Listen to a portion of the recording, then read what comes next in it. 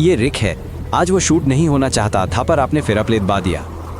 खुली पहाड़ी पर बादल घिराए हैं, क्षितिज पर बिजली चमक रही है। हवा घनी और भारी हो गई है, ओजोन की गंध तेज हो रही है। हवा के हल्के झोंके घास को झुका रहे हैं। रिक ने सोचा कि वो आराम से खड़ा होकर तूफान देख सकता है। वो सबसे ऊंची जगह पर चढ़ा। उसने सिर के ऊपर एक धातु का छाता खोला। अचानक एक चमकदार चमक और गड़गड़ाहट सब पर छा गई। बिजली एक पल में रिक के शरीर से गुजर गई। उसके कपड़े थोड़े जल रहे थे। उसका बैंगनी इरोकेस सुइयों की तरह खड़ा था। त्वचा पर पतले शाखित पैटर्न उभरे, बिजली के अस्थायी निशान जैसे चित्र हों। वह सदमे में था पर अपने पैरों पर खड़ा था। ये शायद इसलिए हुआ क्योंकि ज्यादातर ऊर्जा शरीर की सतह से निकली।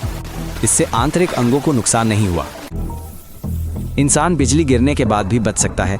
ऐसा इसलिए क्योंकि भारी वोल्टेज के बावजूद झटका बहुत कम समय तक रहता है। जब त्वचा बारिश या पसीने से गीली होती है तो करंट अक्सर शरीर के बजाय सतह से गुजरता है। इस सतही मार्ग को स्किम डिस्चार्ज कहते हैं। ये जलने की गहराई और दिल रुकने का खतरा कम करता है, फिर भी खतरा बना रहता है। एक नई चमक आसमान को चीरती है। बिजली फिर उसी जगह गिरती है जहां रिक खड़ा है। उसका शरीर कांपता है पर वो थोड़ा डगमगाकर भी जीवित रहता है। बिजली एक ही जगह कई बार गिर सकती है। हवा में बना चैनल सुचालक रहता है जिससे झटके दोबारा आसानी से गुजरते हैं। इसलिए ये कहना कि बिजली एक जगह दो बार नहीं गिरती वास्तव में गलत है। बिजली गिरने पर कुछ करंट शरीर की सतह पर बहता है, कुछ हृदय और तंत्रिका तंत्र से भी गुजरता है। इससे सांस रुक सकती है, ऐंठन या बेहोशी आ सकती है। गहरे जलने के निशान कम दिखते हैं, लेकिन करंट का प्रतिकूल रास्ता दिल को तुरंत घातक नुकसान पहुंचा सकता है। रिक शरण ढूंढते हुए एक बड़े पेड़ के नीचे खड़ा हो जाता है।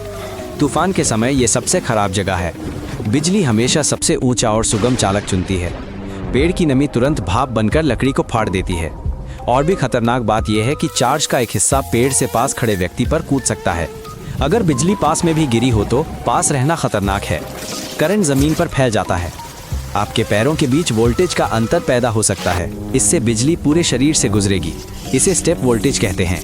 केंद्र के जितना करीब आया उतना ही शक्तिशाली होता है। लड़खड़ाता हुआ रिक पास की कार में घुसा और दरवाजा बंद किया।